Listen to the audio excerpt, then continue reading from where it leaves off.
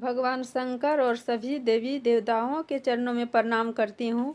और जितना भी शिष्य भाई बहनों मेरा वीडियो देख रहे हो उन लोगों की भी चरणों में प्रणाम करती हूँ। मेरा प्रणाम स्वीकार हो। दोस्तों, एक कथा सुनाने जा रहे हैं। एक बूढ़ी माँ, गरीब बूढ़ी माँ और उनका बेटा का। वो बूढ़ी माँ थी शिव भक्त, बहुत दान पुण्य करती थी। दोस्तों, भगवान को कुछ भी दान करिए भगवान के नाम पर में वो व्यस्त नहीं जाता है, वो वापस भगवान दुगुना करके देते हैं। दोस्तों, तो इसी के आधारित एक चर्चा है। दोस्तों, शुरू से अंत तक जरूर सुनिएगा और अच्छा लगेगा तो लाइक और शेयर ज़्यादा कर दीजिएगा दोस्तों, क्योंकि भगवान के चर्चा जितना दूर दूर तक पहुँचे आप सभी को भगवान भला करेंगे और आप लोग को बरकत देंगे। तो दोस्तों, चर्चा शुरू करने जा रहे हैं। एक बूढ़ी माँ थी, बहुत गरीब थी। वह घर घर झाड़ू पोछा करती थी और अपना बेटा को पाली थी। बेटा जब धीरे धीरे बड़ा हुआ तो जब स्कूल पढ़ाई करने जा रहा था उसका बेटा, तब उसका दोस्त सब बहुत चिढ़ा रहा था कि ये झाड़ू पोछा करने वाली के बेटा है। तो उसको बहुत बुरा लगता था। मन ही मन सोचता था कि मेरी माँ झाड़ू पोछा करती है तो हमको कोई भी दोस्त बोलता है तो अच्छा नहीं लग रहा है, सोचता था। फिर घर जब आता था तो अपने माँ से कहता था कि माँ, तू ऐसा काम करती है, हमको कितना सब अपमान करता है बाहर में। वो वही सब करती थी, फिर भी झाड़ू पोछा करके ही वो अपना बच्चा को खिलाती पिलाती थी और दान पूरा करती थी। जो कुछ कमाती थी खाने भर ही खाती थी, बाकी पैसा सब दान में लगा देती थी। धीरे धीरे उसका बेटा बड़ा हुआ, कुछ दिन बीता तो उसका बेटा को लगा कि हमको इतना अपमान सहना पड़ रहा है और मेरी माँ बूढ़ी भी हो गई है तो काहे अब काम करेगी, अब हम बाहर जाके काम करेंगे। और वो बोला अपने माँ से कि माँ, अब हम बाहर जा रहे हैं काम करने, तुम घर में रहो, अच्छा से काम करने नहीं जाना, हम जो कुछ भेज देंगे उसी से तुम खाएगी और आराम से रहेगी। पर उसकी माँ शुरू से जो काम कर रही थी उसको लग रहा था कि भगवान गुरुदेव हमको इसी में इतना दूर किए हैं, अपना बच्चा को लायक बनाए हैं, बड़ा किए हैं, तो हम करेंगे नहीं। वो मनी मनी सोची। पर बेटा जब बाहर गया तो ये काम करने के लिए नहीं छोड़ी। उसका बेटा को कुछ दिन बीता, साल 6 महीना, पैसा भेज दे रहा था।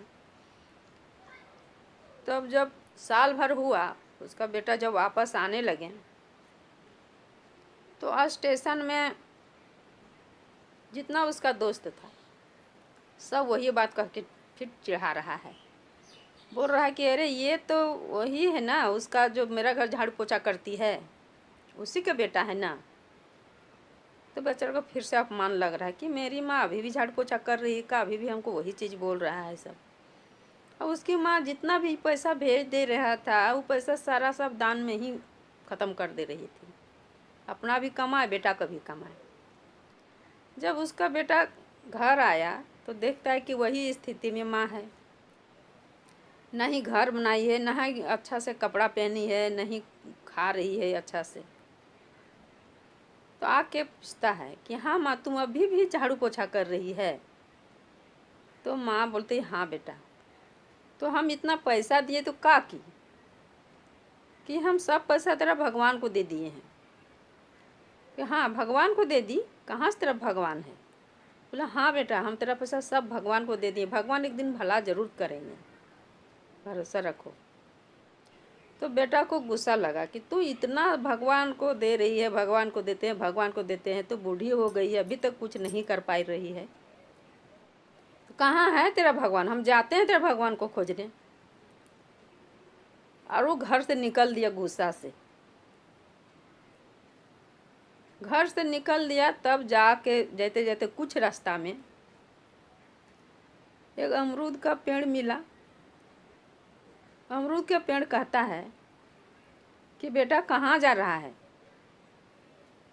तो बोला कि हम जा रहे हैं भगवान को खोजने, मेरी माँ मेरा अपना कमाए और मेरा कमाए सब दे दी है भगवान को रखने, और कहती है कि सब भगवान देंगे, तो हम जा रहे हैं भगवान को मांगने। तो भगवान के पास जा रहे हैं। अमरूद के पेड़ कहता है कि बेटा मेरा लिए भी कुछ पूछ लेना, हम जितना भी मेरा पेड़ में अमरूद फरता है सब कीड़ा लग जा रहा है, कोई नहीं खा रहा है अमरूद। कहता है अच्छा ठीक है हम पूछ लेंगे। कुछ दूर गया तो वहाँ एक सांप मिल गया। उस सांप कह रहा है बेटा कहाँ जा रहा है। नागदेवता के तो बोला कि हम जा रहे हैं भगवान के पास। तो भगवान के पास जा रहा है तो मेरा भी कुछ पूछ लेना ना, हम मेरा गला में मनी अटक गया है तो बाहर निकल रहा है ना अंदर जा रहा है, तुम बहुत परेशान है बेटा, थोड़ा मेरा प्रति भी भगवान को पूछ लेना। बोला अच्छा ठीक है हम पूछ लेंगे। कुछ दूर आगे चलते चलते एक तालाब मिला, क्योंकि राजा तालाब खोद रहे थे, उसमें पानी रुक ही नहीं रहा था। राजा बहुत परेशान थे। ये जा रहा था तो राजा बोले बेटा कहाँ जा रहा है। तो बोल रहा कि हम भगवान के पास जा रहे हैं, मेरा जितना धन दौलत है सब भगवान के पास है, हम जा रहे हैं उन्हीं से मांगने। अब मेरी माँ बूढ़ी हो गई है तो अब हम अपना धन दौलत मांगेंगे ना, सब उन्हीं को रखने दी है मेरी माँ। तो बोला अच्छा बेटा मेरा लिए भी कुछ पूछ लेना, हम तालाब खोदवा रहे हैं तो मेरा तालाब में पानी रुक ही नहीं रहा है, क्या बात है। तो वो चला गया। मैं ठीक है पूछ लेते हैं, भगवान से मिलेंगे तो पूछ लेंगे। और वो बढ़ गया आगे। तो आगे बढ़ते बढ़ते एक बाबा भेटा गए और बाबा से पूछते हैं कि बाबा पूछते बेटा कहाँ जा रहा है इतना तेज से। फिर हम भगवान के पास जा रहे हैं, मेरा धन दौलत सब भगवान के पास है, हम बाहर से जितना कुछ कमा है मेरी माँ कुछ नहीं करती है, कुछ सब दान में दे देती है, घर अपना लिए कुछ नहीं कर रही है, सब हमको चिढ़ा रहा है, अच्छा नहीं लग रहा है, तो मेरा पैसा कहाँ भगवान रख दिए धन, हम जा रहे हैं भगवान के पास। तो भगवान ठीक है बेटा तेरा भगवान सब कुछ देंगे।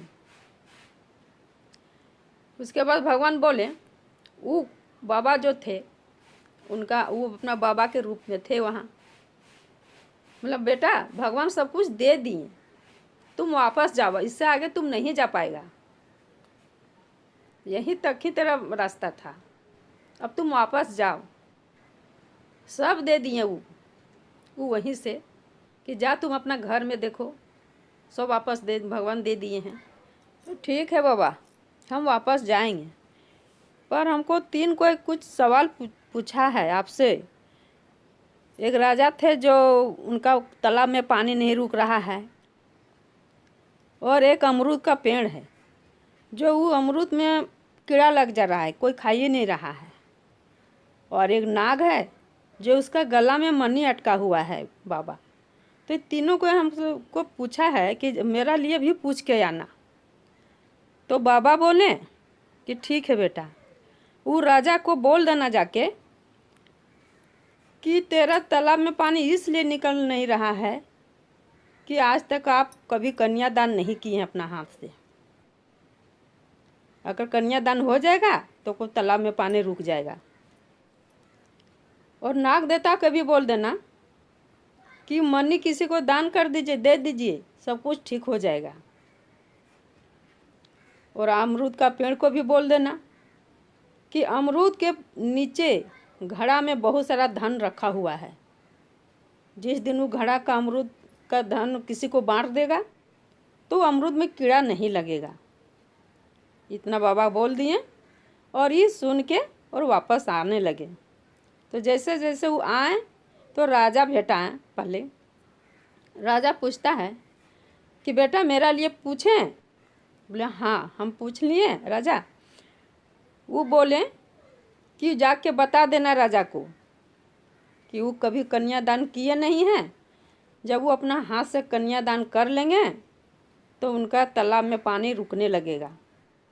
तो राजा बोला तो ठीक है बेटा, अब हम कहाँ जाएंगे, हम लड़का खोजने के लिए, आप ही से हम कन्यादान कर देते हैं। और वो राजा उनका बेटी को कन्यादान उन्हीं को दे दिए, और जितना धन दौलत था राजा सब उन्हीं को दे दिए, क्योंकि उनका कोई संतान नहीं था, सिर्फ एक बेटी ही थी। उसके जब वहाँ से आए वापस कुछ दूर, तब नाग देवता मिले। तो नाग देवता भी पूछते हैं कि मेरा लिए पूछा बेटा? तो बोला हाँ पूछ लिए हम नाग देवता। आपको बोले हैं कि जो भी गला में आपको अटका हुआ है वो किसी को दे दीजिए, तब आपको सब ठीक हो जाएगा। तो नाग बोले कि आप ही ले लीजिए बेटा, अब हम किसको दे सकते हैं, अब कहाँ हम खोजने जाएंगे, आप ले लीजिए। किसी तरह निकाल के और उनको दे दिए, मनी भी मिला उनको। फिर कुछ दूर आए, अमरूद का पेड़ पूछ रहा है कि मेरा लिए पूछे भगवान से, क्या बोले? तो बोले हाँ हम पूछ लिए। आपको नीचे जो ज़मीन के नीचे, जड़ के नीचे रखा हुआ बहुत सारा सोना चांदी हीरा मोती, अगर वो किसी को दे दीजिएगा ना तो आपको अमरूद में कीड़ा नहीं लगेगा, सब कुछ ठीक हो जाएगा। तो भी अमरूद का पेड़ का बोल रहे हैं, तो बेटा अब हम किसको बोलने जाएंगे, मेरा नीचे घड़ा में रखा हुआ है सोना चांदी, जे कुछ है सब आप निकाल के ले लीजिए, अब मेरा जान बच जाएगा बेटा।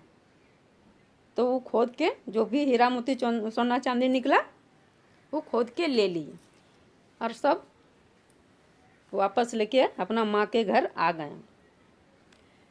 आके अपना बहू भी मिल गया उनकी माँ को, सोना चांदी जो कुछ था सब कुछ उनको मिल गया।